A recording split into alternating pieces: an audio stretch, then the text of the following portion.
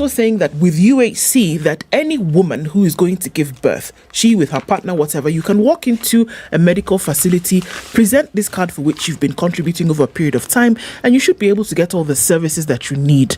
But what this report is saying, that come January, unless there's a miracle that happens in the next 10 days or so, when UHC now is being rolled out properly, that these things cannot happen in over 50% of the hospitals in the country. It cannot happen.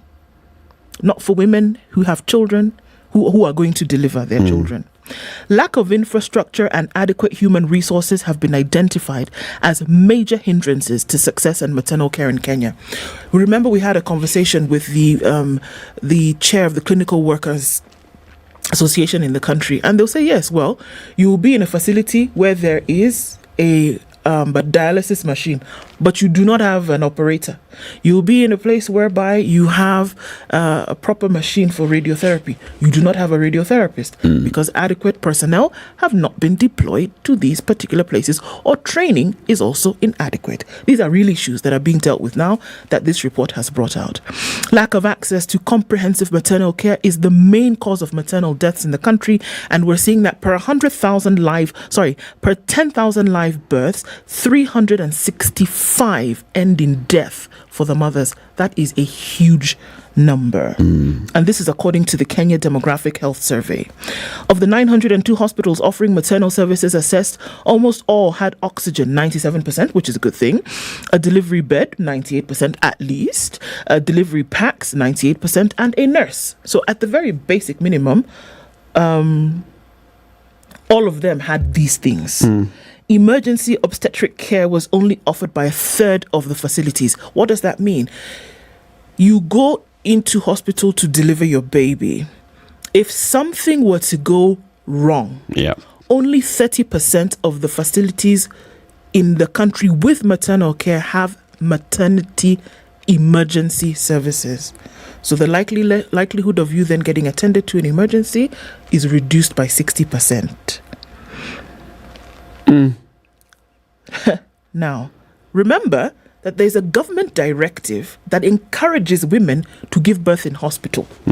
This business of giving birth at home or whatever, they're saying, please go to hospital because we'll try to ensure that what is needed for you will be available in hospital. But unfortunately, the truth on the ground is that this is not the case.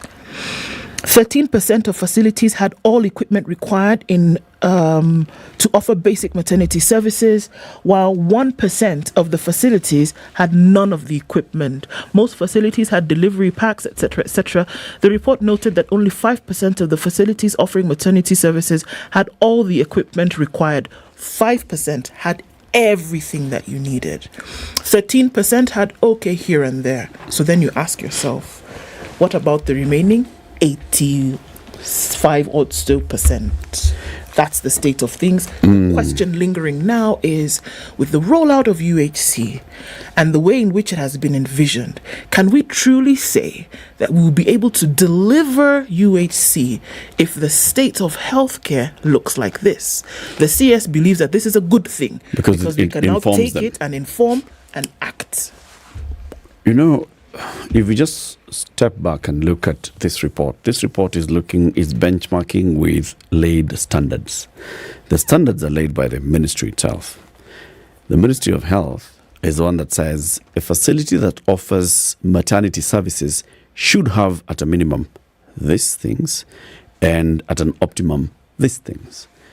This number of staff should work there. This should be their quality and competence. This is the equipment that you need to have. These are the services that you ought to provide within this environment. And it goes on and on and on and on. And even says level 1 should have basic this, level 2 basic this and the other. When a report now comes and exposes and says, actually, very many of our health facilities don't have this, then you start asking your question, okay, my goodness, what's been happening to the health sector over the years? Is it that there was lack of oversight? Is it that there was lack of quality assurance? Is it that there was lack of investment? But lack of investment would be would have been picked out if there was quality assurance being done regularly. Because if there was regular quality assurance, that we know the Kenyan Medical Practitioners and Dentists Council usually goes to the facilities, because it's the one that licenses a facility. It goes to facilities and says, this is what you're supposed to be having, so for you to offer this level of service. If you don't have it, then let's address how you're going to get there to that level. Yeah. So what has KMPDC been doing over the years for us to actually get to a level where we're saying, what percentage was it? Of that? Of the facilities that are up to par. Was it only 5%? 5%. Only 5% of facilities are up to par, according to what the government has said, this is what you should have. Yes. Because this is not at all benchmarking with WHO, global standard, EU, blah, blah, blah. No. It should be benchmarking with, this is what we have on paper. A health facility of this level should have this equipment, should have this number of staff, should have this size of, should have, this is what it should be able to offer. If only 5% are compliant, what does that tell us about the regulator? We have a problem. Actually, you need to go back to its mandate. And, let me read it out. The mandate is to build a progressive, responsive, and a sustainable healthcare system for the accelerated attainment of the highest standard of healthcare to all Kenyans. Whose mandate? Ministry of Health. That's the mandate. So now you tell me, if we benchmark what we're reading and what we're hearing with this, that's their job. Where are we? At what percentage, since we're dealing percentages this morning, at what percent are they in attaining this mandate of theirs? Yeah. You see, for the longest time, we've had this discussion before, and what brought it to the fore was the blood donation services in the country, which were attached and which were tied in with the healthcare program, which was for HIV positive patients, which was tied in with that particular service. And we saw the confusion when funders had told us, PEPFAR had informed us well in advance that gradually they were withdrawing certain services because the fund was meant for an emergency, the HIV emergency. So the fund was an emergency fund. Some odd 17, 18 years down the line, it still can't be an emergency. And some of those services were supposed to have been taken over by the government. But remember, the support that was given through that funding was phenomenal. It was a sort of funding that was supposed to have transformed the healthcare sector. But then the question that is often asked is, so what was the government contribution to that process? Because the government budgets for health. Was the amount budgeted going to the services the government had said it would go to?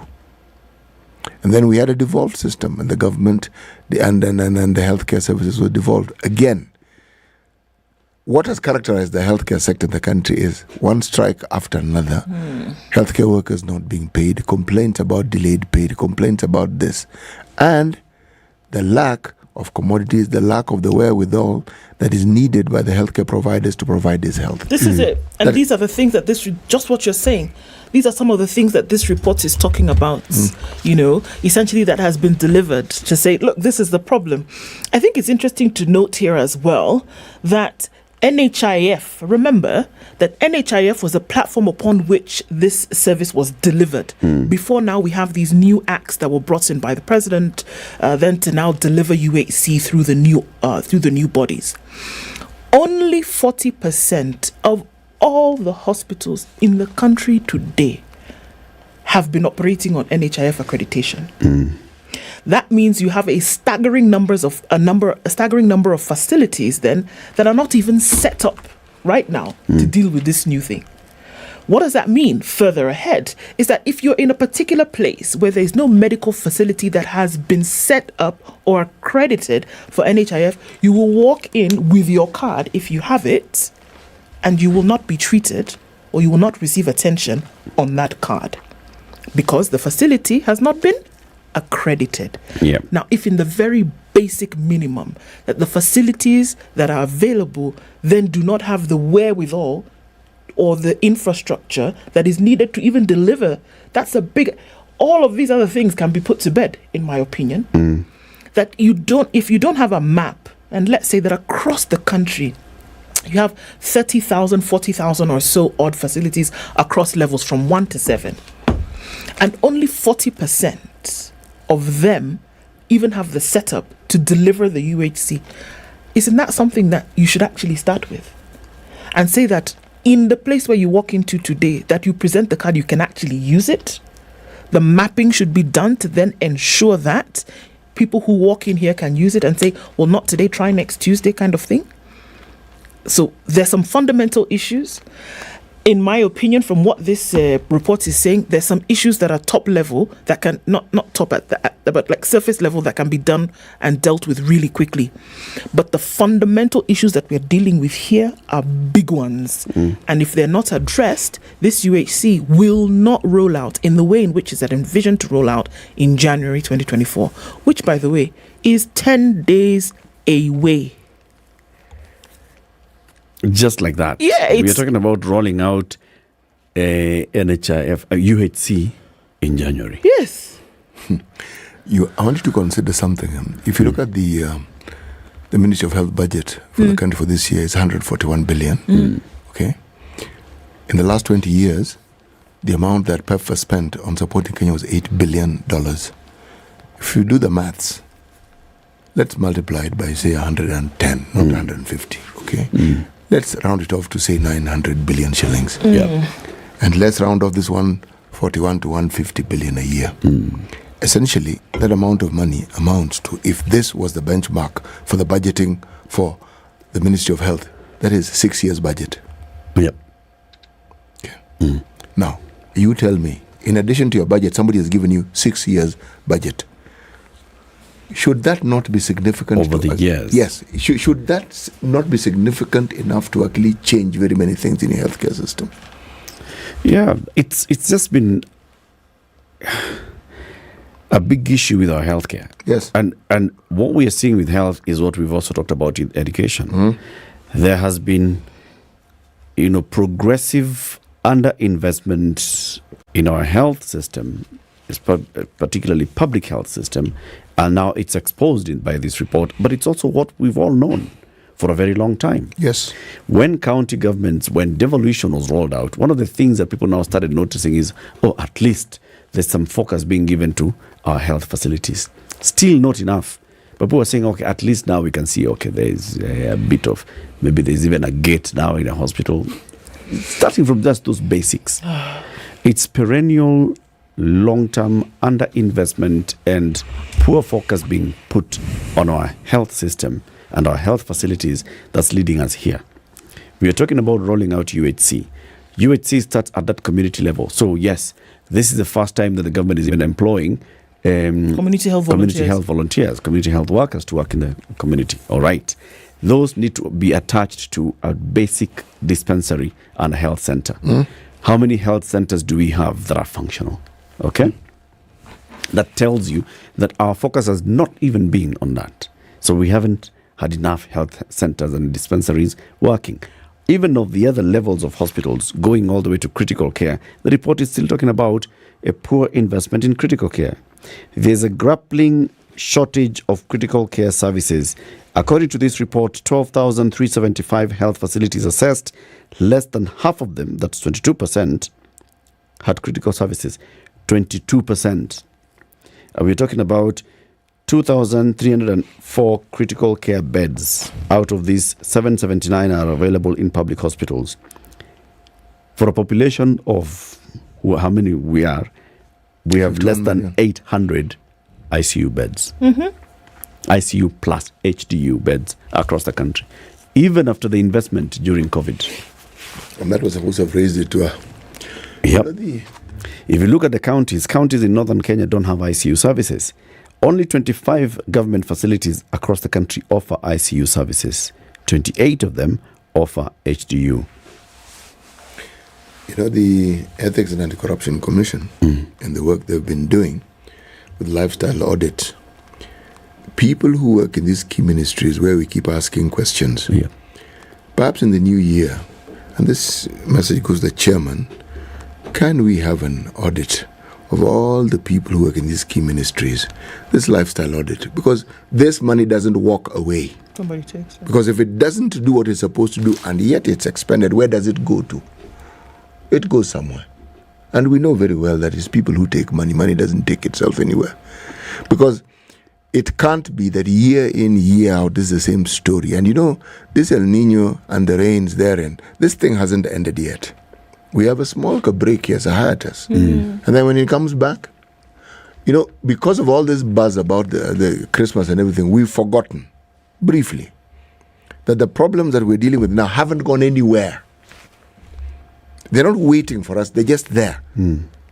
The season of holiday ends, and it's good for people to have a reprieve. It's good for people to have a diversion, people to take it easy. When you come back, there's a reality. Yes. The 3 months rolled into one called January is waiting for you. It's just going to be crazy and crazy and crazy. So we are rolling out UHC. One of the questions that we asked ourselves first is, this report that's coming After. a month after UHC was rolled out, is it not ill-timed? Should this report not have come out in June? So that as they are drafting the bills for UHC, as the president is launching UHC, they are completely aware that this is where we are at, that this is the investment that we need to put into health going forward. Even coming with a supplementary budget and saying, all right, so as we roll out UHC in January, we start at this level. And then the next year's budget is going to focus on these critical areas. So now we have a report. The CS is saying it's going to help us a lot in understanding and rolling out UHC. Understand what? Let's take a break. It is 26 minutes to 9. So there is already transport crunch across, especially in Nairobi. You're thinking of going to Shags. Your Shags is not far, all right? If your Shags is just here, it's not Kapenguria. Somewhere around here. Oh, Jabini, Wapi, Machakos, it's around here. And there's all this congestion in Matatus. How about you just use a cab? Sindio? Yeah. Maramoja taxi. Just get Maramoja taxi, get 2 of you, get into a taxi, go home. Enjoy yourselves. Vehicle being driven well, you are in control of it. You can tell the driver, slow down. If you want you to slow down, you can tell the driver, stop here. You want to buy Marja hapa kidogo, tuendele. Maramoja taxi is here. Maramoja is available across major towns of the country. That is Nairobi, Mombasa, Nakuru, Eldoret, Kisumu, Naivasha. And Maramoja is, we can say this, the cheapest in the market. Maramoja is also paying drivers the highest in the market. Driver testimony. Imagine. Yes. And a driver told you that. Driver testimony. Yes.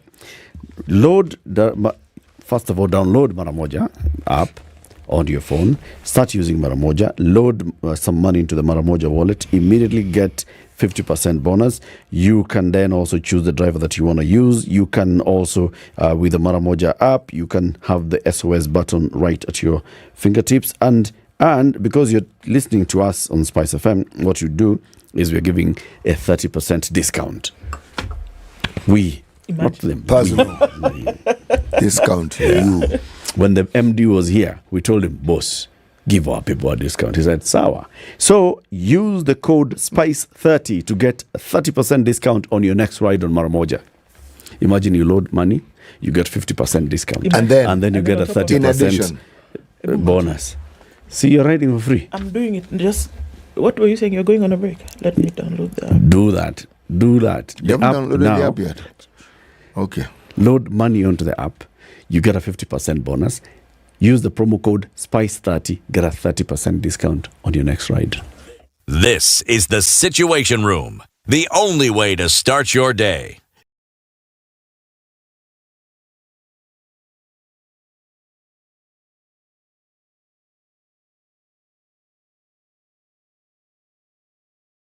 Some very nice, mature music. They really take me back to my days, and I can just feel young again and enjoy the vibes. Spice. I'm a great listener of SpiceFM. You play the best music. This is 94.4 Spice FM. Good morning, and I love your show. Thank you. Having come from a Kikuyu radio background, I migrated to Spice because of the content. I was born in a slum, but somehow I got a break in life. So sometimes when you see the sweating coming out because of the passion and whatever it is, behind the noise, there are people. And we share the same umbilical cord. It shouldn't be like that. I am so disappointed. We used to tell Honorable Raila Amolo Odinga that he's doing politics of conmanship. And even President Uhuru Kenyatta, serikali hii ndio iko na conmanship ya hali ya juu. You cannot promise people that you reduce tax, then you double. In politics, there is the issue of trust. For you to turn around and then stab the same people. Partly sunny conditions in Nairobi, highs of 24, and we'll see lows of 16. 14 will be the low in a sunny Nakuru, going to highs of 27, and 25 will be the high in a sunny Nyeri, coming down to lows of 14. It's sunny in Eldoret at 17, with highs of 26 and lows of 14. And out into Mombasa, it's sunny at 28 and sunny at 29 in Malindi. Looking at sunny conditions at 23 in Kisumu, with highs of 31, and at 21, Kakamega is sunny with highs of 31 and lows of 17. In Kampala, cloudy at 22, with highs of 29, and we'll see highs of 32 in a sunny Dar es Salaam at 27. It's 21 and cloudy in Johannesburg with highs of 30, while Lagos is hazy at 23. It'll go to highs of 33. Mogadishu will see highs of 32, while Addis will see highs of 24. Kinshasa is cloudy at 24 with highs of 32 and lows of 24.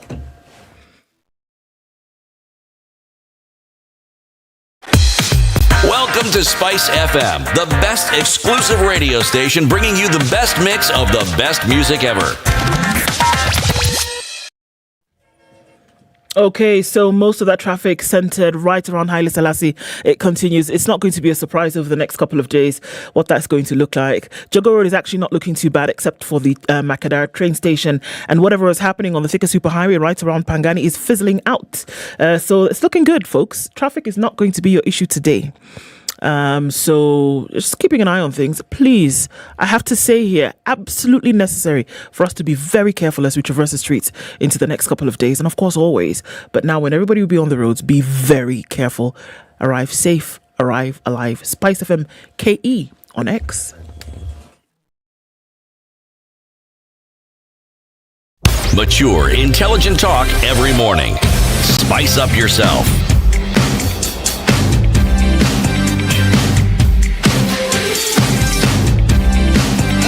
Mornings done right. 94.4 Spice FM, Nairobi. We want to hear from you as well. 0719-012-600. The state of our healthcare. Are we ready for UHC come January next year? We'll be deducting more for UHC from January. Are we ready for the services and rollout? Do you think that the government is adequately prepared to roll out UHC next year? One of the things is there was supposed to be regulations that we should be discussing, openly debating those regulations. They were published. What's the level of engagement with the public? Good question. Sindio? Let me just kind of a side note here. I've seen a meme going online. The photo of a Jogo, and the Jogo is saying, "On the birth of Christ, they kill me. On the death of Christ, they kill me. Anything about Christ, they kill me. What did I do to Jesus Christ?" Someone says, "Why did you make noise when Peter denied him?" Should have shut up. Yes, you brought attention to yourself. You brought attention to yourself. Okay, 0719-012-600. Are we ready to roll out UHC come the beginning of the year? This new report is basically showing that the state of our health facilities is really, really wanting. The state of services being offered from health facilities, both public and private, is really, really wanting. Because for us to be able to roll out UHC, it needs to be, all ducks need to be in a row, right? One of the things that oddly enough manifests our thinking and reveals it of what it actually is when someone has a responsibility and a docket and has tasks simple, clear, that are supposed to be fulfilled. Sometimes we say it is an absence of will. Sometimes we say it's an absence of capacity. But in all this, there's always a competing interest, because if the funds are available to kick something off, at least to do something that can be visibly seen that is being done, and yet it's not done, and the person who's supposed to be doing it is there, the people who are supposed to ensure that it should be done are there, And these are the people who we pay with our taxes on a monthly basis to do these very same things, and it's not done. Yeah. So what is it telling us? And it's year in, year out. Yep. Year in, year out. When you mentioned first mentioned that our leaders tell us exactly what they think of us and we don't listen. I thought I'd understood it. Nowadays, I think I actually begin to understand it. Yep. They're telling you. They're telling you, but we just choose not to believe it. They're telling you it's not going to be a different... This is what they actually think. It's not going to be a different narrative. So suddenly you're thinking or you believe that somebody will then get into a position of... And it's quite unfortunate that we've gotten to that point. But the truth of the matter is that the person who came up with the adage that actions speak louder than words, they knew exactly what they were saying. They got to the heart of the matter, didn't they? I can tell you a few words every now and then, but until you see the requisite action to follow my words, I'm just speaking words to you. And the words that I'm speaking, you ought to believe that I'm saying when you see me actually move.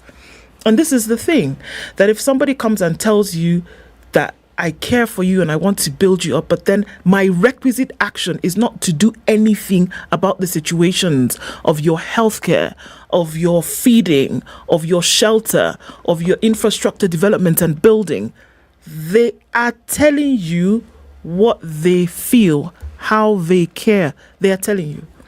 When you believe them is now when you'll then be able to make a decision about how you move forward. But for something like healthcare that we're looking at today, in this particular issue, there's a lot of work to be done.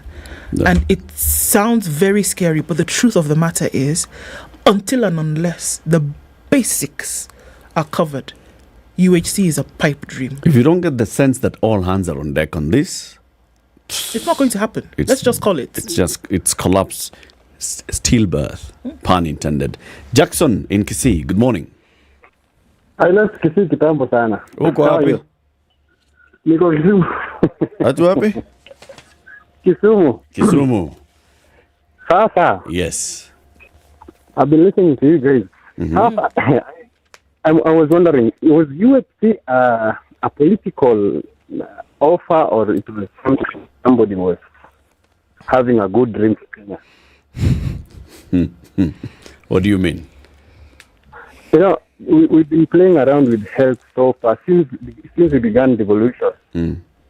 We have not been sensitizing so much on health and just talking politics. Tutajenga barabara, tutafanya hii, tutaweka expressway. But the kind of what do you call it? The how do we put it? You atutilii mkazo sana health, because most of the time we want to see good things and we don't want to be associated with bad things, like our mothers who are sick. Yep. Now bringing up UHC in my opinion, it was just a political gift so that we could vote in some people and vote out others. Now that it is now on the road, we are not sure what to do. Now the reality, like what you're saying, the 6% and the 7% is hitting us hard to tutafanya nini. Believe me, it won't work. It is a good dream, but it won't work apparently right now. Maybe in the next few years. It's a sad look, Jackson. But thank you for calling. Enjoy Kisumu. David in Nairobi, good morning. Good morning. How are you today? I'm fine. Maybe yourself? We are well. Okay. So the discussion about UHC, I feel like it's a good thing. Don't get me wrong, it's a good thing. But the people don't want to implement these types of models or changes of policies, because we usually have policies after policies after policies, but we don't get the right people to implement. I think the best thing to do is change our mindset from the word go. The people who are in charge, from the smallest up to the highest level of government. I think that will be what will save us in all aspects of the government, in all aspects of life.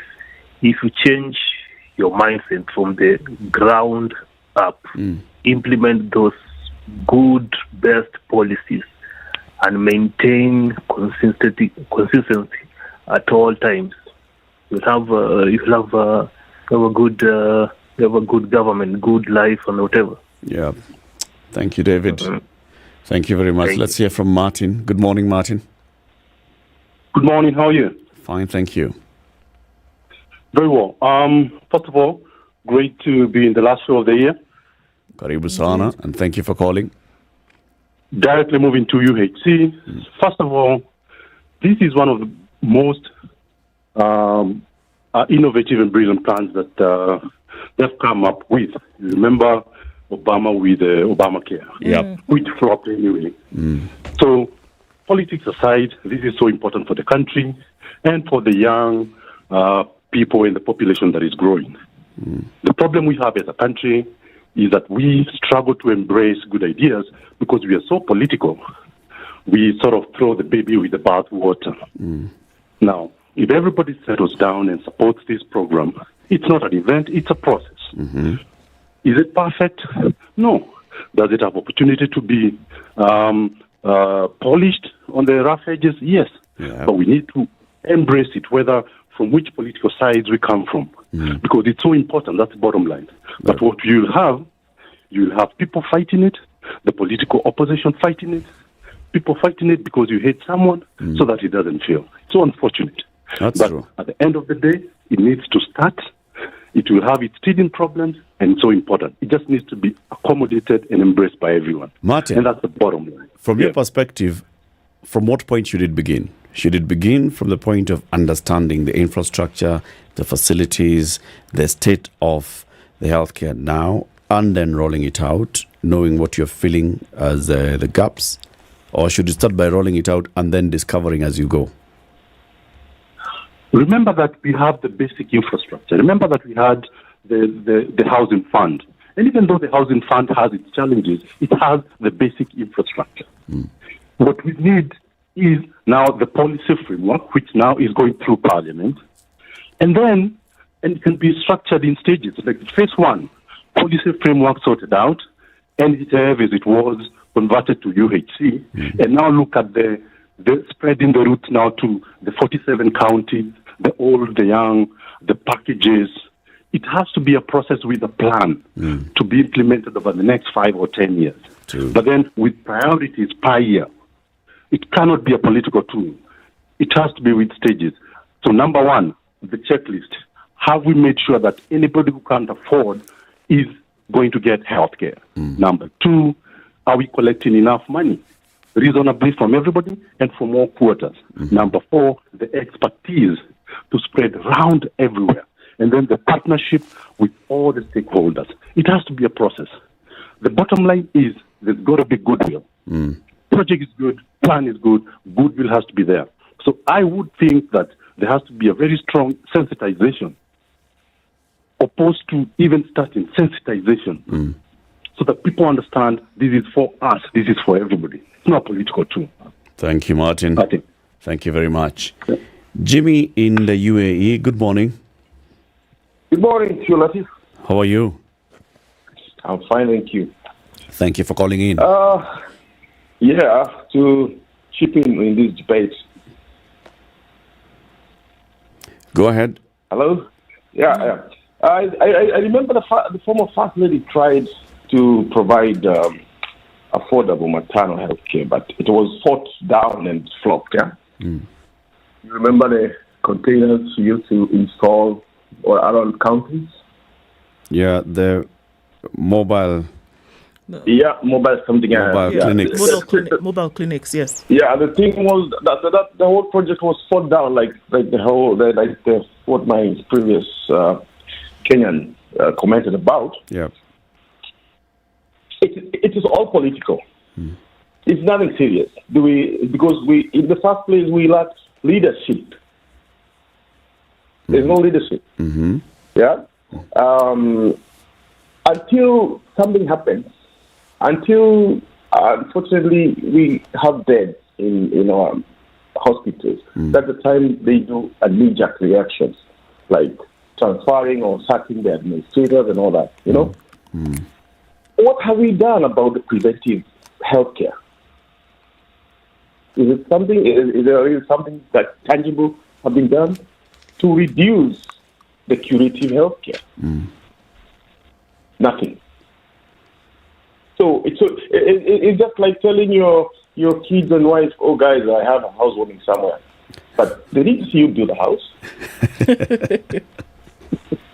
Yeah, they didn't see you build a house, or they didn't see you with fundis or architects or engineers. So it's all PR. It will not work. It will flop day one. Okay, because Jimmy. There's no will in it. All right, it's all Jimmy. political. Thank you. Yeah. Let's hear from Gore. Gore, good morning. Good morning, ladies and gentlemen. Do you have ladies and gentlemen or a lady and gentlemen? The latter. The latter. Let the latter be applicable then. How are you guys? Fine, thank you. You're doing well, eh? Yes, we're well. Yeah, there is something which I really fail to understand. I mean, the president holds a PhD degree in one of the sciences. Well, other than that, he has several advisors who are equally very learned. Do you think it would be so difficult for him to know that the infrastructure of the healthcare facility is not well in place for him to, come up with that policy, the healthcare policy? Would it be too difficult for him to know? No. Now, personally, I don't think you are reading too much into him. I think you have not understood. I go back to what Saitoti tells people at Kasarani that read my lips. I think Kenyans are not reading the lips of the president. The lips of the president, in my judgment, is that he is out to raise taxation, raise funds. So once he puts that healthcare thing there, the objective, in my judgment, is to raise funds from the public. Not to deliver the service. Whatever that fund. Sorry? Not to deliver the service. That is secondary. Whether that service will be delivered or whether those funds will be accounted for, history of the country will tell us more. Because I don't see that the person giving us that data is part of the government, really. I mean, it doesn't add up. So that is where I get confused.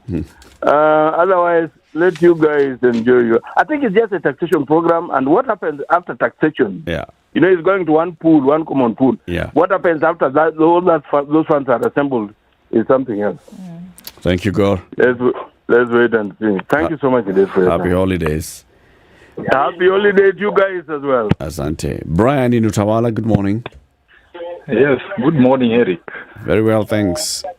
How is doing, CT? Very We're well. very well, How thank are you. I like your coffee, CT. Thank you very much. Thank you very much for the compliment. No, Yeah, compliment, so I mine tell is you just... like that, yes. Thank you. Yeah. So mine is just to say I enjoy your show so much. Yes, and I want to wish you a happy holiday. Nothing else. Thank you so much. Thank you so much. Asante, Brian. Dennis in Mombasa. Yes, good morning. Morning to you. Morning. Yes, this is Dennis here from Mombasa. I've been interested in your show, and thanks for bringing up this show. I appreciate you guys. You're doing a good thing. You're educating the public. And today's show, I want to really comment on how the government is doing us injustice. Whatever program they're bringing up, they should set up the infrastructure first. They will bring up good, the idea is good. We have the best brains in the world. But what the government does is just they want to collect revenue all the time, and misappropriate the revenue. Whatever they will collect for this program they're setting up, I don't know, and I know they will not take it to the right appropriation.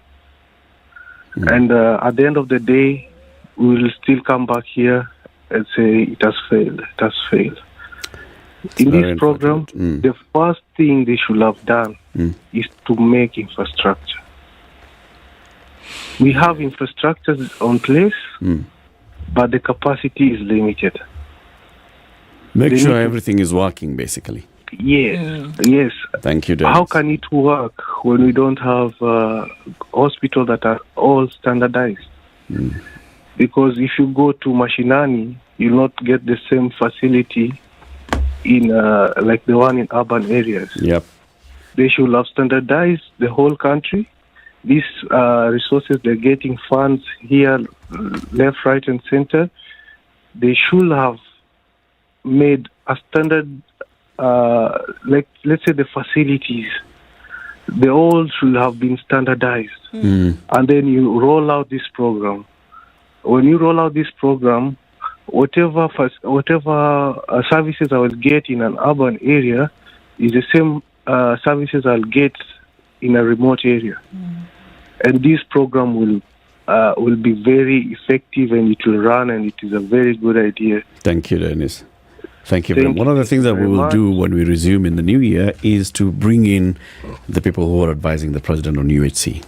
Just to understand. So as we roll out UHC, what are the first priority areas? What domino goes first? And then what goes second, third, and fourth, like that. Somebody has talked about, not even having those things in place. So you have laws in place. They need to be followed by regulations. Regulations should be a subject of debate and public discussion right now. It's sort of getting muted discussions and conversations, and then it'll just happen. It's the same thing that happened with the housing fund. There should have been regulations that come and talk about how this fund is going to be managed. More than 12 billion shillings collected so far in housing. Where is How's it been managing? That's the thing. Keep it here for more conversations. In the next hour, we still want to open up the phone lines for you to tell us what interview you'd like us to replay for the next 2 weeks. This is the Situation Room. It's Kenya's biggest conversation. Mara Moja Taxi is available for you to use anywhere in Nairobi, Mombasa, Nakuru, Eldoret, Kisumu, Naivasha. Download it today, and you can use SPICE30 as your code, as a promo code, and you immediately get 30% discount on your next ride on Mara Moja Taxi. Good morning. It's 9 a.m.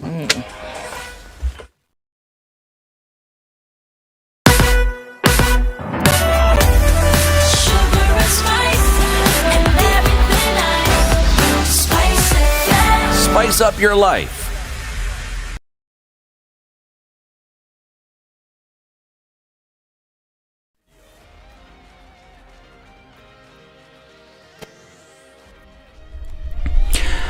Good morning, this is Newswire. I'm Dennis Asedo. Former tourism CS Najib Balal and 2 other suspects are expected to appear in court today after being arrested by the Ethics and Anti-Corruption Commission yesterday. The 3 are among 16 other people who were linked to the 8.5 billion shilling scandal involving the construction of the Utalii College in Kilifi County. Others who have been arrested include former PS Leah Adabuyo and the owner of a private company, Joseph Odero. Those are 3 out of the 16 suspects that are supposed to be charged in this particular case that involves procurement fraud and irregular payment of 18.5 billion shillings of public funds. This relates to the proposed construction of the coast branch of the Utalii College, and that is in Kilifi County. EACC has asked 13 other suspects to present themselves at EACC headquarters or its branches across the country. The Commission directs the following persons to immediately report to EACC headquarters or any regional office of the Commission that is near them. The Ministry of Health has revealed that currently only 7% of health centres in the country are capable of providing quality services to Kenyans. According to a study that involved more than 12,000 centres, many hospitals in the country do not have enough equipment. Health CS Susan Homicha said there is need for the government and the private sectors to collaborate to strengthen health services in the country. She said that the presence of enough medical facilities and equipment will make universal health care successful. The identified gaps and more of inefficiencies shall also guide investment within the sector to ensure optimal delivery of quality healthcare and to accelerate the attainment of universal health coverage. This report demonstrates that there is more work ahead. Now more than ever, the government envisages meeting health care needs of our population with a focus on the marginalized in the society. Trans Nzoia County LSK Chairperson Walter Wanyonyi has expressed his disappointment with the controversial statements made by some CSs about other countries. Wanyonyi has said that the leaders should be trained on how to adhere to protocol while at the cabinet meetings chaired by President William Ruto. Mawaziri wetu wamekuwa wakiongea mambo tofauti, na pia Spika wa Senate, Waziri Moses Kuria, kuna Waziri Mkurumen, PS wa Foreign Affairs huweza kurekebisha. Wengine wanaongea kutokana na misimamo yao ya kisiasa, lakini sio msimamo wa serikali. Msimamo wa serikali unatokana na ile ambayo spokesman wa serikali anaweza kusema. Kitu ambayo tunahitaji kufundisha mawaziri wetu kidogo ni ile protocol, na kuwe na one channel of communication. Na nadhani rais atakapokuwa na mikutano ya cabinet ataweza kuelezea tabia ambayo anatakana kuiga, kwa sababu tukiwa na msimamo mitofauti inaonyesha kwamba kuna mgawanyiko katika serikali. Wanyonyi has also emphasized that the situation may tarnish the cordial relations between Kenya and other countries, calling for strict legal action against the said CSs. Kwa njia mwingine inaadhiri, kwa sababu huwezi pata waziri anaanza kuongea kuhusu taifa fulani. Kwa hivyo inaonyesha jinsi ambavyo hatujakomaa katika mambo yetu, kuanza kusema mambo fulani ambayo inahusu nchi nyingine. Kwa hivyo inakuwa ni tabia mzuri kwamba kama ni mawasiliano inakuwa rahisi kwa rais, lakini huwezi pata waziri anaanza kuongea kuhusu nchi nyingine. Inaonyesha kwamba hawaendi katika njia moja, hawana makubaliano, na kuna kitu kama vurugu fulani ndani ya serikali. Kwa hivyo swala hilo linaweza rekebishwa na ule chief minister angewaita mawaziri na aweze kusoma hiyo the Riot Act. On a sad note, former Msambweni Member of Parliament Kasim Bakari Momzandi has passed away. Momzandi first served as an MP in 1963 and remained in politics until 1997. After being a politician for about 35 years, he started in Kwale East constituency before becoming Msambweni MP. During that period, he also served as an assistant minister in various ministries. Among those who sent letters of condolences is Prime Cabinet Secretary Musalia Mudavadi, who described Momzandi as a committed servant who served his people diligently. This is News. I'm Dennis Aseto. Good morning.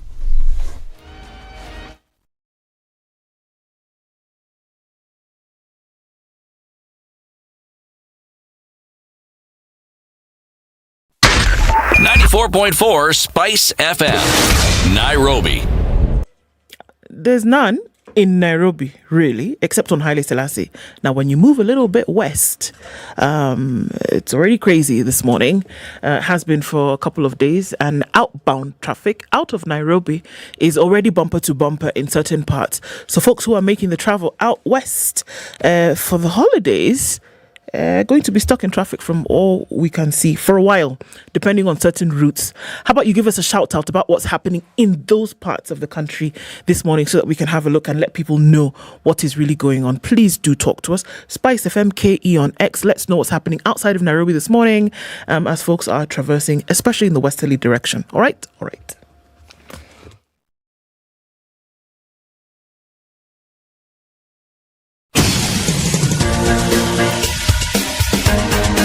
This is The Situation Room, the home of hard-hitting political commentary and penetrating insights about the state of the nation. This is a talk radio experience like no other. The Situation Room, a place for hard truths, debates, and elevated conversations. The Situation Room, witty, political, engaging, deep, controversial. In the room, we have C.T. Muga, researcher, academic, seasoned political observer, a fountain of wisdom in these politically uncertain times. Ndu Oko, Nigerian by birth, Kenyan by choice, communications expert, Pan-Africanist, a truth seeker and believer in people power, and Eric Latin, agent provocateur, the man in the chair, seasoned journalist, news hound, a man who believes in punching up, not down.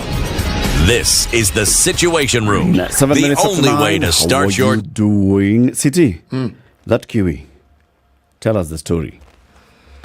This particular Kiwi. Yes. You know, one of the things that shoe polish does, and Kiwi does even better because it's a shoe polish, it renews leather.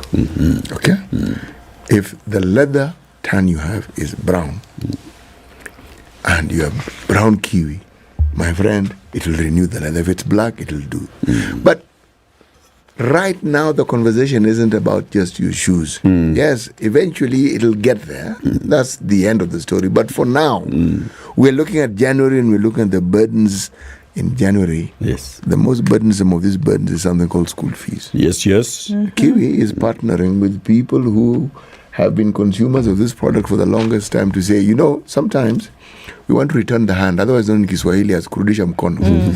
And we are going to be offering a little bailout in January, a little help, a little push you along. And all you need to do is to buy a tin of Kiwi.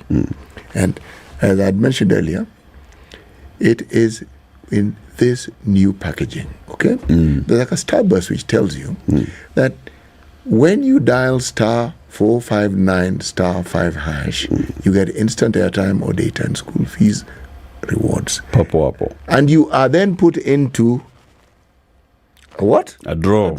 Now that draw, there are 4. Every week, 4 awards, each worth the same amount. And the amount is? 35,000 Kenya shillings. Yes, please. Cash money. Goes directly to the school of your choice, the school where the fees is required. Now, it really is that simple. Simply go and buy a tin of Kiwi. Rahisi. And you know something? Available in all leading supermarkets, but also in Naivas. Yes. If you go to Naivas supermarket, all the 100, how many stores are there in the country? 101. Yeah, you'll get 101. And you get that opportunity. So you're not just buying shoe polish to ensure that the shoes that you own and the shoes of the school-going citizens are taken care of, but you have a chance to win instant prizes and you have a chance to actually win school fees. Oh, yes. 2 of those 101 stores are in Nairobi, Naivas Greenspan and Naivas Buruburu. And Colgate is working with these 2 stores to offer free dental checkups this weekend and next weekend. This weekend is tomorrow and Sunday, 23rd and 24th. They'll be at Naivas Greenspan Mall. The other weekend will be 30th and 31st. They'll be at Naivas Buruburu. Free dental checkup. Who else is going to be there? The boys and girls at Vibes Radio will be there with your sister station and then have an opportunity to also interact with them as they also make sure that your smile is in check. And I've just seen one of them walking there. Yeah. Those ones. Yep. They will be there tomorrow and Sunday. Naivas Greenspan Mall. Yes, next weekend. Naivas Buruburu. Free dental checkup courtesy of Colgate.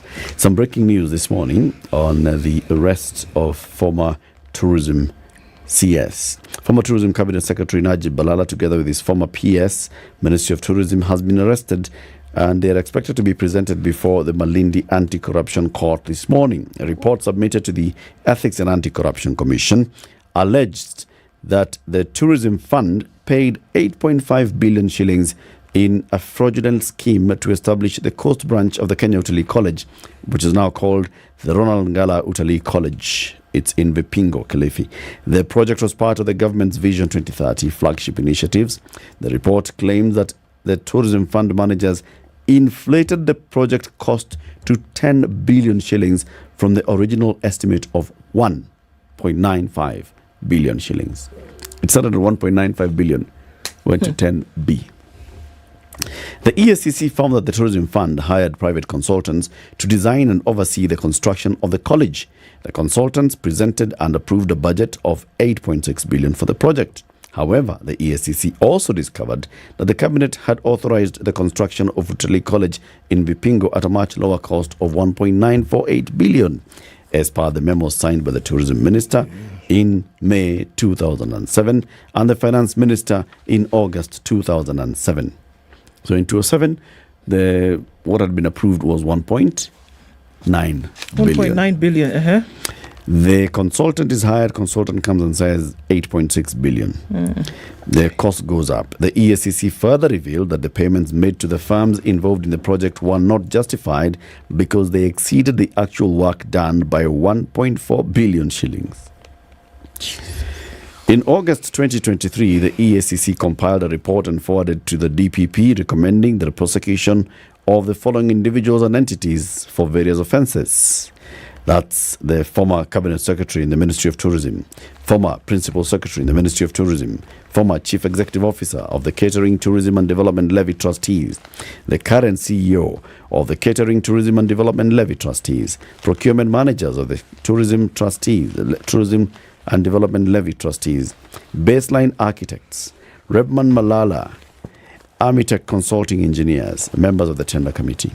Offences: 1. 5 counts of willful failure to comply with the law. 4 counts of unlawful acquisition of public property. 1 count of abuse of office contrary to the law. That's it. You know, if indeed what we're seeing is the beginning of something we've prayed and wished for the longest time, the people who made it their duty to pilfer public funds, to misappropriate, to misuse, to the detriment of citizens of this country. And this is an example of one such person or persons, individuals being brought to book. It is indeed a very good thing. Yeah. If indeed that is the case. If indeed that were the case. Yes. With recent history, you just are not sure. There's drama, there's public arrest and public release of public statements, and we are sure we know there's charges, 5 counts, 4 counts, 3 counts, 2 counts. Consolidation of cases, someone hiding in some place, and not then found. They come and say, actuary, our witnesses, we can't find them. And the ones we find, we don't have any question to ask them. We actually have no evidence to bring. Yes. We have no questions to ask the witnesses. So, you're honest. And we are the ones who brought his witnesses. Yeah, but for we now, identified the witnesses. We really don't have any questions. We identified the witnesses. But we brought them anyway. At the time we were bringing them, yes, at the time we were bringing them, no, not just questions. They were the ones that carried the information for the case at the time. But now, this El Nino is a terrible thing. It's a terrible thing. Look at what it's done. We now have no questions. Imagine. You're washed away. Imagine they were washed away. By the floods. Imagine. Oh my God. But it's sad that when you hear you see your initial your reaction, you see that if in fact this is true, that an individual who was given the responsibility to work in a particular office then took advantage of that office and pilfered public funds. If that is the case, and this person now is being charged, prosecuted, and then essentially what would happen after that, this is a good thing. It's a very good thing. Okay? But look at what is in the back of your mind right now. Based on historical experience, you'll say, yeah, okay. What is it? He'll be in court and then there'll be bond and whatever. ROR will be applied. He will go. Then, after some time, they'll say, okay, court case has started. Then they say, actually, you know what? Really have it in it. Actually. That's what's in the back of your head right now. You're just like, oh, please. Big fish caught in net. Net will cut. Big fish will swim away. So now, what is this? What do you see? First of all, James is reminding us, Kamata Fridays. Today's Friday. And it's Christmas. Someone has been arrested. Wednesday. Wednesday. Yeah. So there's that one. Number 2, will it be another conversation going into the weekend about political persecution? It will be. Oh, these were the people in the previous regime. Oh, this regime is revisiting. Oh, look at what they've done to the control of budget. Oh, now they've gone for the former tourism minister. It's just the beginning. Oh, blah, blah, blah, blah. Oh, this and the other. Well, oh, yeah. Oh, yes. That will have to ride onto these topics. Of course. Social media will be before 12 o'clock, you hear now. Before 12, you hear witch hunt. You'll hear. Leave alone the fact that money lost too. And you see, the point is, because we've seen what has happened to previous cases, the time when Haji and Kinoti and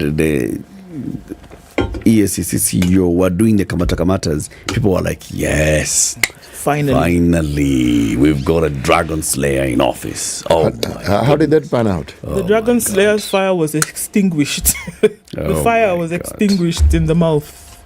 You know, my God. The happenings in the recent past, you get numbed after a while. And that's, I think, it's a very sad thing. Yes. That things of such gargantuan proportions can happen. 8.5 billion. Look, let's apply it like this. Is it not 8.5 billion that we're talking about this It's been morning? inflated to 10 billion. 10 billion shillings. Right now, tell me what 10 billion shillings can do in Kenya today. Where? It's not a lot. Oh, yeah. Okay. But that one individual is alleged to have... So they've conspired. You know, there's a whole... Yeah, there's a dragnet. minister, there's a PS, there's a fund, there's a there's a consultants, there's... So let's add them all and say 20 people. Right? Somehow this 10 billion has found its way around these 20 people. Yeah. And then you put that vis-a-vis what it could do for the country. Boss, it's a big sum. You know. But we've become so numb that we say, 10 billion, okay. It's 10. We don't think of the B. No. We think of the 10. And that's a very unfortunate situation whereby it's numb people so much. Until even here, look at the comments already. What are they saying? Tumezoea. This one is not going anywhere. Nothing is going to happen. There will be hullabaloo. We will say, on that day, December 22nd, do, blah, blah. Balala and Guyo were arrested, and then... It is very unfortunate. If you actually think about what this project was to do, right? Establishing an equivalent of Utalii College in the coast. I've been there. I've been to this construction site. It's a beautiful place. Just looking at the design of the structures and what is there, because the structure is there, but it's just not complete. All right?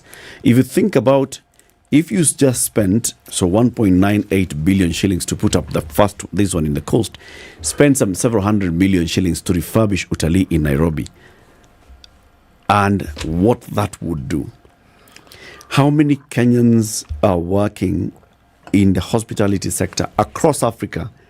The hospitality sector in Africa is actually held by Kenyans. It is. If you go to the Middle East, it is also held by Kenyans. Every other hotel has Kenyans. Yes. And you know why? In Dubai. Because of Utalii. Yes. It's the truth. And now if you just think about all these other places we're talking about now, they're looking for, hospitality people in the service industry across the global north. If we had this facility working properly, if we had Utalii working right where it should be working, because even these days Utalii is not even as heard as Boma Catering here is doing in South Sea is doing much more than Utalii. If you just think, if those two are working, the number of people who would be benefiting from it, just going there, studying, and because it's a center, it's a facility, the facility has links with the industry globally. I don't think we can overemphasize. 10 billion. Yeah, we cannot overemphasize the merits in doing the right thing. Okay, let us say that. Look at this picture that clear in my mind of what the country could benefit locally and on an international scale if this facility was used or completed for its purpose at that time and futurely. Yep. Imagine what it would do. Yep. Okay, let's say you tried, you couldn't see the 10 billion shillings and apply it to the conversation that we had an hour ago. And say that you have health infrastructure in the country that is wanting. Do you mean to tell me that you took 10 billion shillings and applied it across board in the health sector, that you would not then be able to have an infrastructure upon which universal health coverage then would sit comfortably if the right thing was done? We have such a problem. Okay, don't do the whole right thing. Okay, do half. Do a bit of do small of the right thing. Just consider, please, when you look at institutions of higher learning, because this is what it is in the country, look at the proliferation and look at what it has done. All these conversations we're having here with the PS for diaspora affairs and other such related matters. Yeah. Okay? The reason why that ministry is able to be what it is and to do what it does is because we have the human resource. And this human resource is educated and trained. Okay? For the longest time, we've been talking about what it is that Italy has done for this continent and elsewhere. Again, that market, because you have trained manpower, trained because you have the facilities for training them. Let's take a step back and look at an equivalent institution that doesn't do with the hospitality industry, the National Defense University. That university trains people right across the continent. I don't know whether Egypt has one, South Africa has one. I don't know whether there's been another one in Nigeria, I'm not certain, or Ghana. But you have senior military officers from right across. NDA, yes. Yes. Coming here. Right across the globe. It's not just Africa coming here. You know, it's not free. Okay? No, it's not. Then, remember, we have this Judiciary Academy. Okay? We have thinkers who understand human resource needs and what it is we need to apply. Now, this is a niche market that we've been leaders of for the longest possible time. And the testimony of that is the fact that you find Kenyans in the hospitality industries right across this region. Look at the story we tell of our pilots and the trainings that they've received, and you could argue you could find them in almost any airline on the planet. Now, this was a done thing because the need exists. I say this because when you look at the benefit of the remittances we have from our people, just purely from that perspective, and then you're looking at a college that was supposed to enhance this very resource called the human resource that brings about this remittance. Now, not completed, and yet 8 point God knows how much has already been spent. I mean, this is a crime of the colossal variety. Opportunities lost. Look at what it would have done for the region itself. You know, you build universities across the world have been known to even create towns. University city now. Exactly. Do you know what Pwani University did for Kilifi when it was set up? How it has revamped, just changed the area completely. Then you add one more. It's not functioning now. This is going to just turn that whole area of Vipingo and the surrounding area into a big thing. Exactly. But you guys... Yes? But what is the problem? What is the problem? Because if three heads knocking together here, obviously it doesn't take long for you to see the value in something for a country's development and also for the development of its people. It's clear. You can see. You read the first few lines and you're able to tell this is what it's going to be able to do. The person who is tasked, the people who are tasked with the responsibility, you cannot tell me that they don't see it. It is bad manners, you guys. You should tell us what they see. It is terrible behavior. And every time we have these conversations about why are we in the global south not able to develop, it's not for lack of resource. It's not for lack of expertise. It is bad manners. That's it. It's just bad manners, and that bad manners transcends into accountability. Those who should be holding the people who have bad manners accountable also have bad manners. So they just don't see the need for. Even now as we talk, we have the EACC, they presented their report in August. The DPP has been looking at the file since August. Has decided, Are we really sure Seriously? that the DPP has a case against these people? You see. No, we have to ask. Even if we are told someone has been thrown into a cell, so... After all, we've been told stories of people who are in the cell, but they're walking around. Look, you guys, the thing here, and we say, we ask ourselves over and over and over again, what are we actually doing? And what are we really doing? What are we really doing? It's not an issue that this money has been lost. It's not looking at what it could do for the nation. It's not looking at where will you be in terms of your development index. And then we have people faffing about here every minute telling you, oh, I'm here, I'm concerned about the people. You're not. Oh, I'm here and my job, I've been elected by the people, appointed by the executive, here to build Kenya, to move Kenya to the next step. You're not. It's a joke. And it just happens to be that it is this one then who's come under the microscope or the magnifying glass of the EACC. How many more are there? How many more are there? Development projects around the country, white elephants, all of them. And then we say, yeah, well, and no. Then you have to also look at the politics of it, okay? Because this falls right in the middle of it. DP Rigathi Gachagua has said more than once at the very beginning of this administration that, those bad manners of arresting people in the middle of the night, come on, and Fridays. Never again. We are not doing that. We shall give people their dignity. At coming to the middle of the night and banging doors and arresting somebody in their... No. It's today or Friday? Not us. Okay. Today is Friday. There's a story that was published in the Star in August 2021.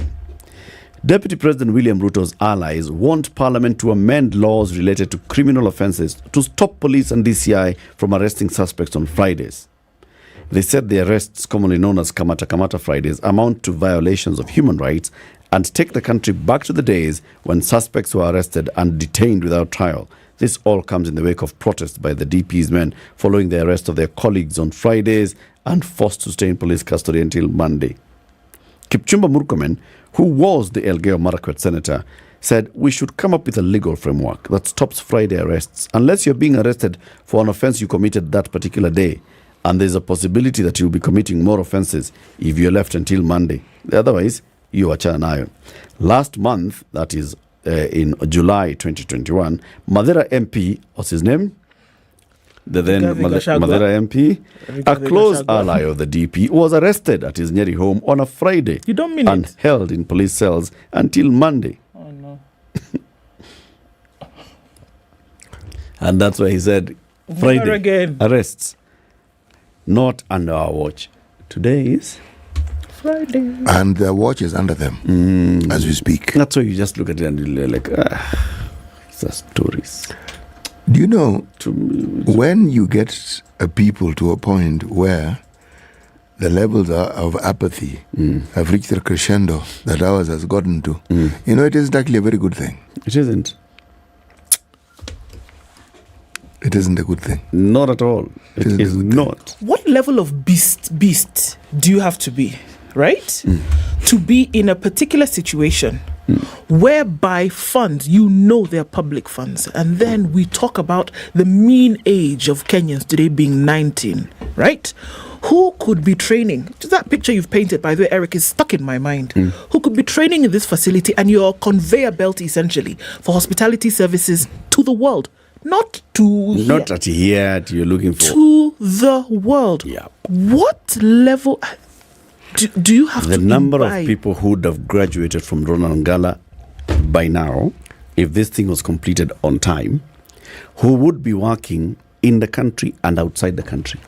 If you just ask the people at Boma here, they tell you the number of people that they've trained who even win international awards as students. They participate in international competitions and they win. And they end up going to work across the globe. Do you remember this market that arose and which required people with that training, the maritime industry? Yep. Now, Mombasa, the coast, is the coast because it is next to a water body. Yep. It's called the Indian Ocean. Yep. Now, can you imagine the opportunities that are lost for people who would have been in this seafaring business because of their training in the hospitality industry? Right at your doorstep. Right at your doorstep. Yeah.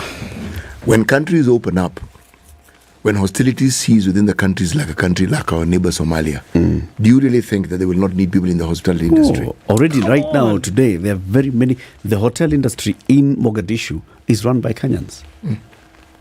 As we speak, with all the incidences of insecurity there, once it's completely pacified, more and more Kenyans are going to be working there. Remember what we talked about, and my assertion in this particular matter, that you see, these aren't crimes, these are crimes against humanity. They are. Any theft of public funds amounts to a crime against humanity. Absolutely. And the penalty cannot be just go to jail. No. It has to be more. This thing, remember the case about this lady who worked for which road? Was it Kera? Okay. Kera. Now that one, if indeed what was reported is what happened, and that whatever assets that were deemed to have been proceeds from the illicit activity she was involved in were taken away. If indeed that was the case and they were taken away, and that is the trend, then let's see more of it for everything. Yes, no. Yeah. It's not difficult to compute what somebody's actually worth from whatever it is that he genuinely earned. The rest, let it be forfeited. Kabisa. Let's take a break. 28 minutes to 10. After this break, we'll hear from you. We want you to tell us today, this is the final 28 minutes of live Situation Room this year. We're taking a break from Monday. We'll be back on the 8th of January. And we'd like you to tell us in those 2 weeks, what conversations would you like us to repeat? What conversations would you like us to repeat? We're seeing very many of them. I can see Reverend Jacob is saying, or Bev. Is it Bev Jacob? Yeah, Bev Jacob. It's Bev, not Rev. Bev is saying, repeat that conversation with the Reverend Canon Dr. Sami Wainaina. Which one would you like to hear? 0719-012-600 after the break. This is the Situation Room, the only way to start your day. Patrick Lodge, Otieno Lumumba.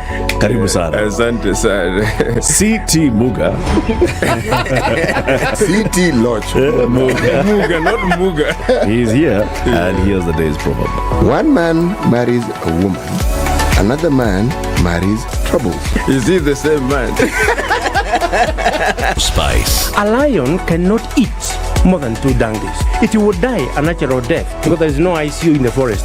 In Kenya, it has become the situation that you cannot conduct 2 elections. In fact, with the same IBC. You can't. I told you about this Indian friend of mine who was enjoying other Indians in the group. He wrote the word valve and told them, read it. So how did he say it? I really want to know. The valve. Because kina Edna, it's the, like you said, the bees and the peas. Kila kitu mkisia kisema atasema opposite.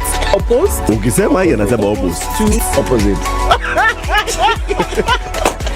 Wewe ukisikiliza namna hii unasikia opposite. The Situation Room, Spice. The only way to start your day.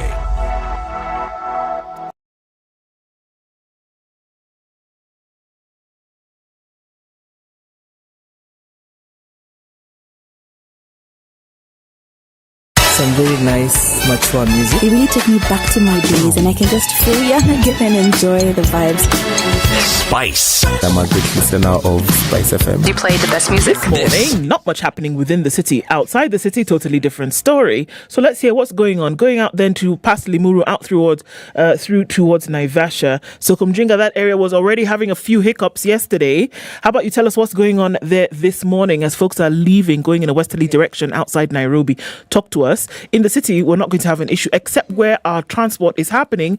Hot and heavy on Haile Selassie, Jogo Road busy, and then spilling over towards Landis because, folks are traveling and public transport is coming to you, literally. Okay, let's know how the day looks like. Keep talking to us on SpiceFM KE on X.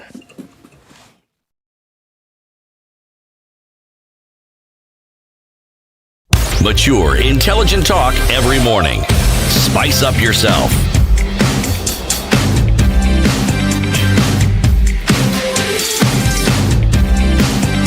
Mornings done right. 94.4 Spice FM. 5 minutes to 10. Which conversation stood out for you? Which one would you like us to repeat? Let's hear from you. 0719-012-600. Let's see some of those comments, even on Facebook. Yeah. Watu wamesema mambo mingi. Wamesema sana. Can you repeat the conversation with the psychiatrist? I don't recall his name, but you had him some time ago.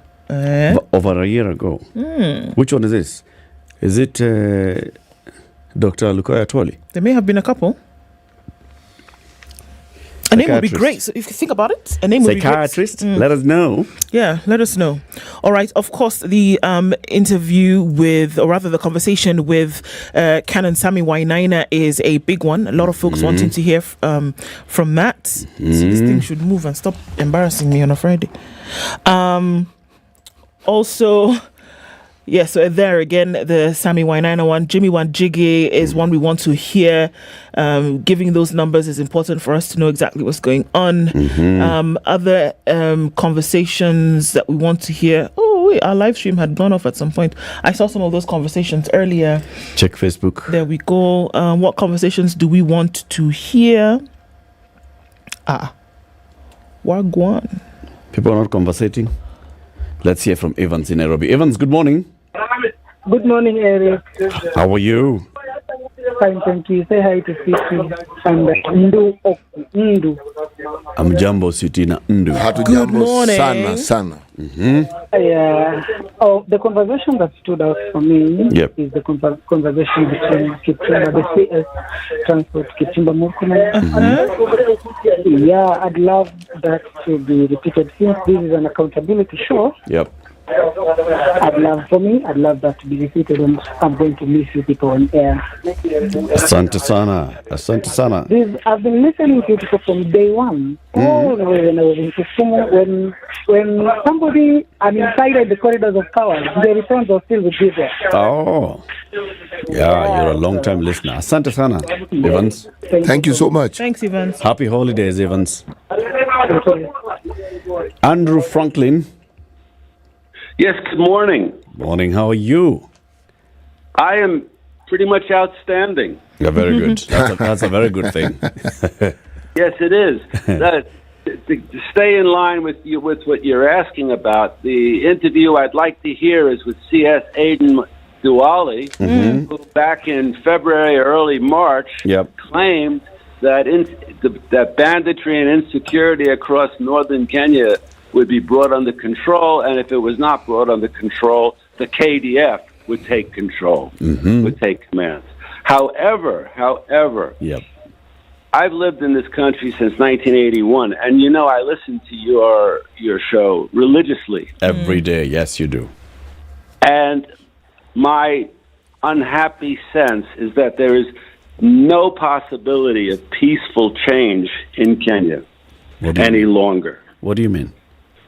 What I mean is all the good things that nice people come on and say, we're going to plan for this, we're going to do that, we're going to arrest these people, we're going to do this and that, we're going to provide hospitals, we're going to provide food, we're going to do whatever we do, has fallen into the control of essentially state capture, impunity, institutionalized entitlement.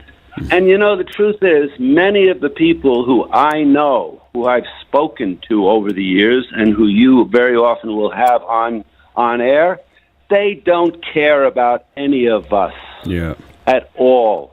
They care about themselves, and they don't even care about themselves like for next week. They care about themselves for today. And then tomorrow they care about themselves. But they have no real commitment even to caring about themselves. And this gives me no pleasure to say that at all. But I thank you for having all these people. And I appreciate the opportunity to listen to you. Thank you, Andrew. Thank you, Andrew. And have a safe and happy festive season. You too. Jimmy, once again from the UAE. Yes, Latif and CT and Do. My last comment for this year, I've had you resuming back next year on 8th. Yes. It will be a boring Christmas and New Year Eve. We will be replaying conversations. Really, yeah, and I was touched with, I watched the one with Reverend Wainaina, and another one for Wanjigi. Okay. Because they can well substantiate whatever they are saying. That's the good thing. They're eloquent on whatever they're putting in place to be heard. Yeah, and actually, most of them, but for these two, those two. Safi kabisa. You guys have a Merry Christmas. You too. Trying to rush the airport to catch my flight to Frankfurt to get these jobs that you were promised. Thank you, Jimmy. Safe Thank flights, you. safe skies. Karibu sana. Koki Muli. Yes, hi, Eric. Hello, Koki. How are you? I'm fine, thank you. Where are you? I'm in Nakuru. What are you doing? Sorry? What are you doing in Nakuru? I'm preparing for Christmas now. Very good. What conversation would you Yeah. like to hear again this year? There is one on Mitumba business. Mitumba. Yeah, it was. I hope they do something about it, so I want to hear about it again. Mm-hmm. Yeah, and also, the nutrition was also good. Nutrition. Yeah. All right. I've seen somebody saying we should replay this nutrition conversation in January. Yeah. Thank you. We hear you. Yeah, happy holidays. Thank you, Cheers, Koki. you Happy too. holiday as well. John in Molo, hello. Hello, Eric. Hi. City and Do. Good morning. Good morning. Yeah, right. Yeah. Mm-hmm.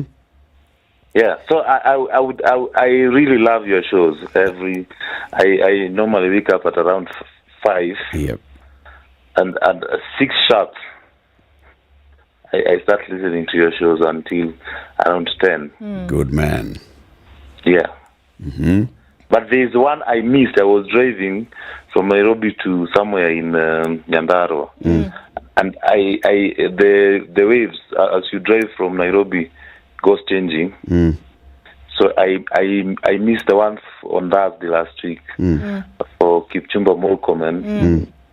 If you would, I would really love to hear the whole show. Okay. And then the other one, if there's a space, I would love to hear Jimmy Wanjigi's crunching the numbers. Okay.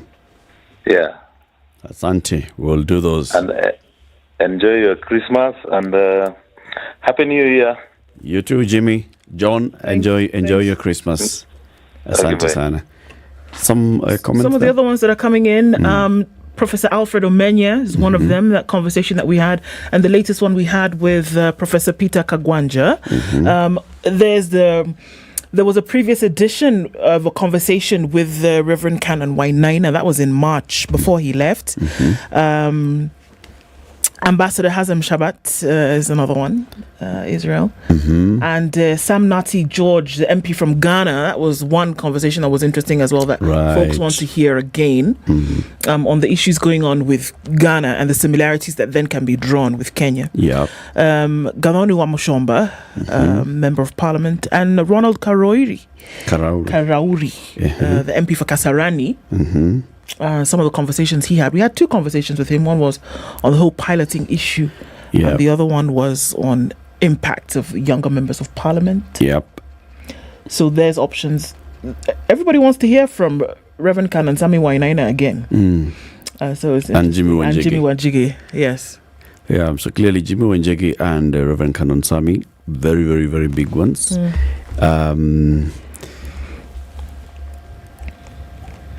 Let's see. There was an interview, a conversation that we had with the lady who was raising issues about sanitation, garbage collection. Hanifa. Was that this year? Hanifa was not this year. Well, if it was early this year or late last year. It was last year. Yeah, we should have had her back. But we'll have her again next year. Mohammed in Mwakijembe. Yes, sir. Wangwana, assalamu alaikum. Alaikum salam. Alaikum salam. Just last week, I think I read something about the anti-corruption.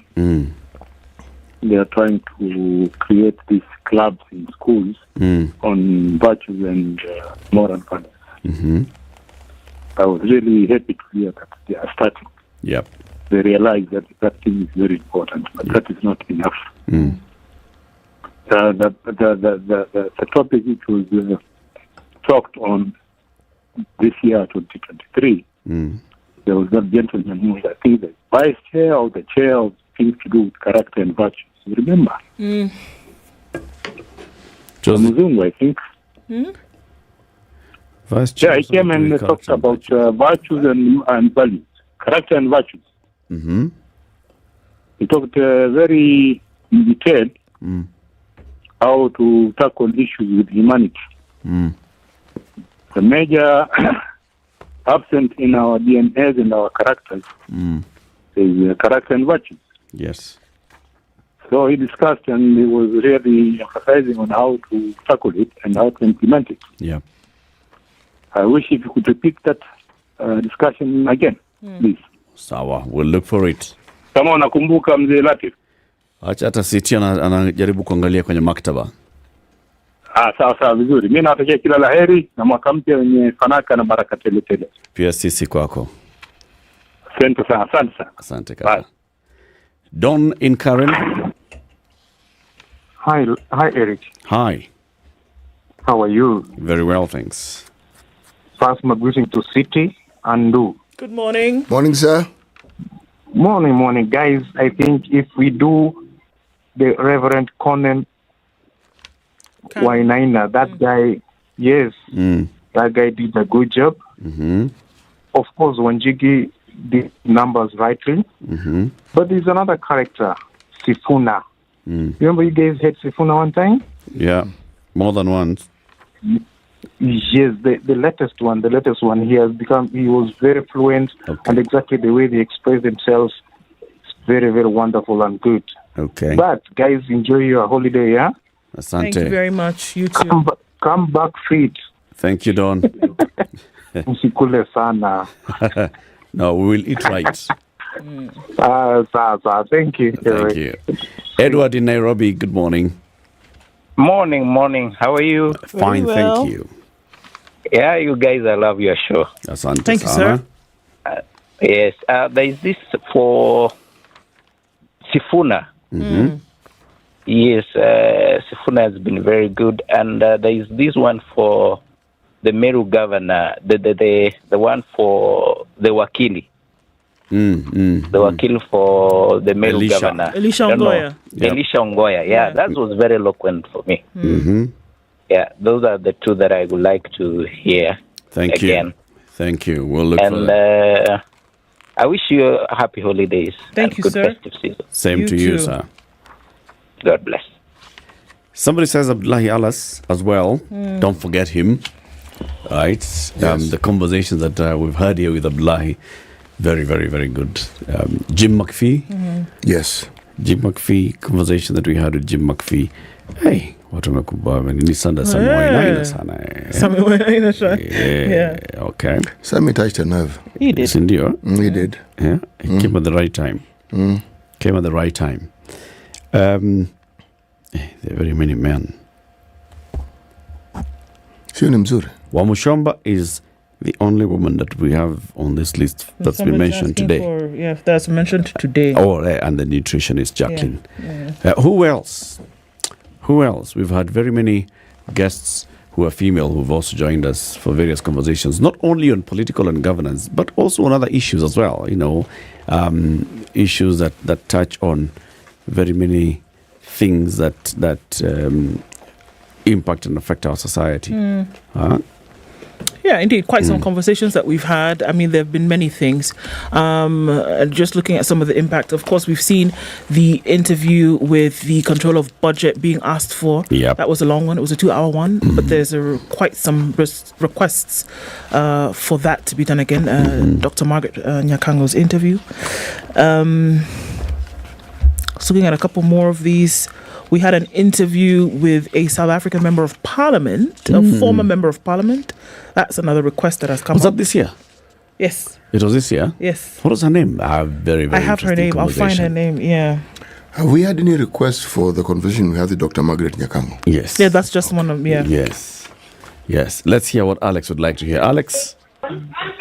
Good morning, Eric. Morning, Alex. How are you doing?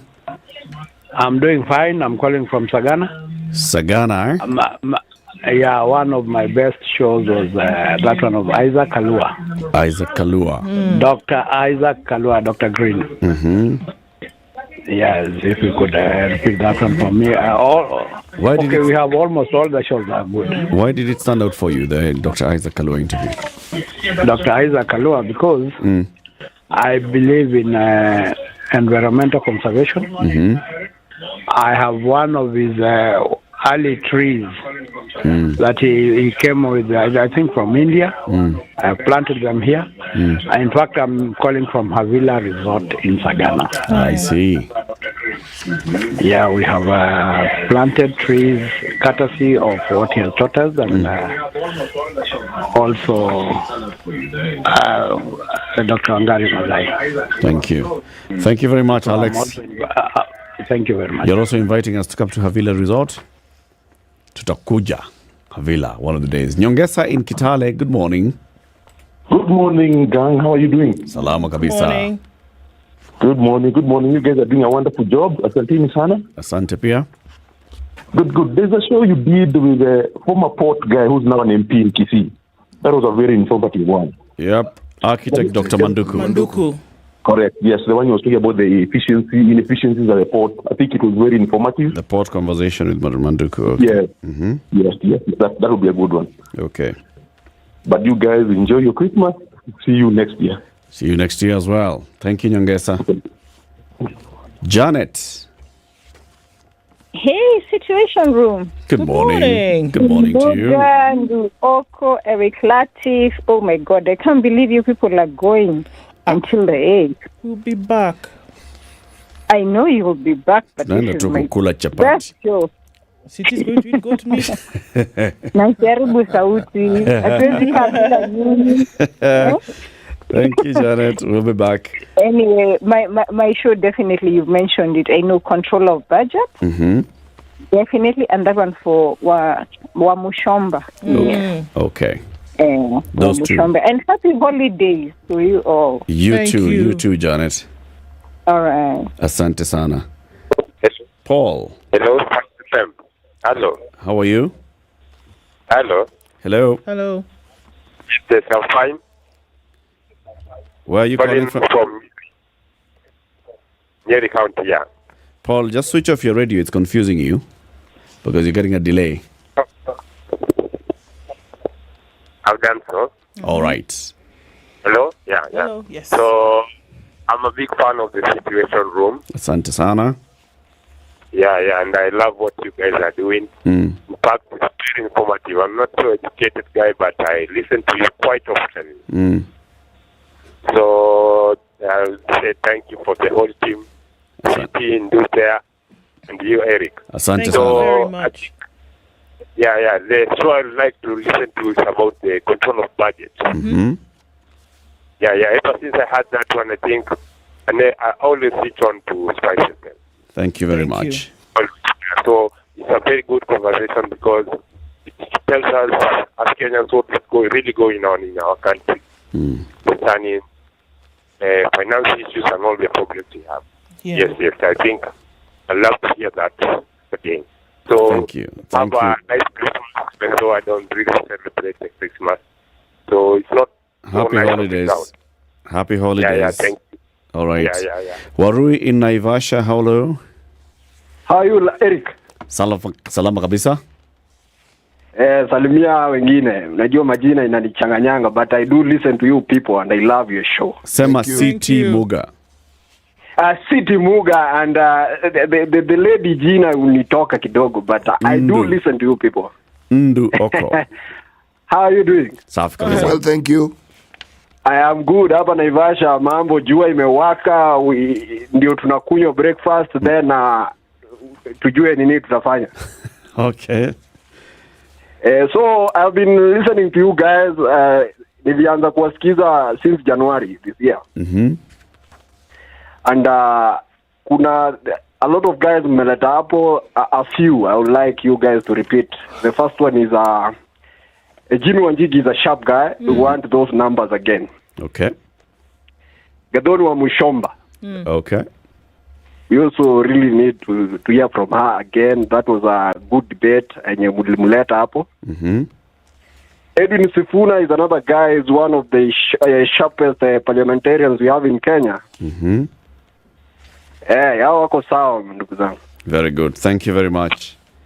Enjoy your holiday. You too, Arui. Thank you. You too. Thank you. Sharon in Wasingishu. Yes, Eric, how are you and the chief? Tuko poa kabisa. And you? Niko salama. Sasa mimi sina specific interview ningependa kusikiza, lakini niko na request. Okay. Ningependa mko mkireplay hizi show yenye ya morning in the evening from 7 after kinakasha natoka, because I'm a teacher and you see when at 6, the only time I can listen to you is between 6 and 6:30 when I'm preparing my kids to go to school. Mm-hmm. Then the rest of the morning I am in class or preparing for class, and your conversations are really insightful, educative. So I'd like to have a chance to listen to you guys in the evening. Very well said. I'd mentioned that to Sugar and Spice, but I think if I emphasize, maybe I'll be heard. The emphasis has hit home. Thank you. Have a Thank you, good Sharon. morning. You too. Enjoy the holidays. More and more conversations that people have asked for. The optometrists who were talking about laser. Remember them, the ladies? Yes, yes. It was Professor who and Professor who? Dunera Ilako. And Those two. We remember the optometrists. Yes. Edna, you remember them? Yep. So those as well. Very many. There's also a call for Archbishop Muheria. I've seen this, the third one now. Okay. That conversation, as well as Senator Crystal Asige. When she was talking about those living with disability. So, and some of the stuff she's done in Parliament and hopes to do in the future. So there's a call for that as well. Yeah. I guess when you see that not many women are being called up on, then suddenly we remember who those conversations were with. Yes. Yeah. Yes. Thank you very much for all the feedback, and thank you for all the suggestions. We will be looking at and sifting through the comments on social media and what you've told us this morning, and then Edna will do them like that and schedule them. Enjoy your festive season, people. CT, your message as we head into the Christmas holidays. Stay safe, stay healthy, and let's trust God to bring us on to the new year. Well said. Ndu? Merry Christmas, everybody, and have a fantastic end of the year as we get into it. I know it's a lot of tough stuff going on at the same time, but look, we'll cross over. And hopefully that things will definitely get better. Please do stay safe. Very important. It's been a great year running through this with all of you. I want to say a special thank you to Edna, who's in the back. Edna, come. But, she's definitely a backbone. You have 20 seconds. Yep. Edna needs to be here. Yep. Move. So that's where the camera is. Come Move. sit here. Sit there, Edna. Kachini. Those who have not seen Edna, there is Edna. I'm going to change camera. Oh, very good. We're back there. Say good morning, say happy Christmas, say Merry New Year. Yeah, all those Merry New Year things. Well, it's been 2 years since I started producing this show. So if I can say I've seen Ndu, I've seen God. And I'm so happy to produce this show. And I want to thank you so much, everyone who tuned in, everyone who contributed. Thank you very much, Edna. Happy holidays, everybody. Enjoy your festive season. See you next year. It's 10 a.m. Spice up your life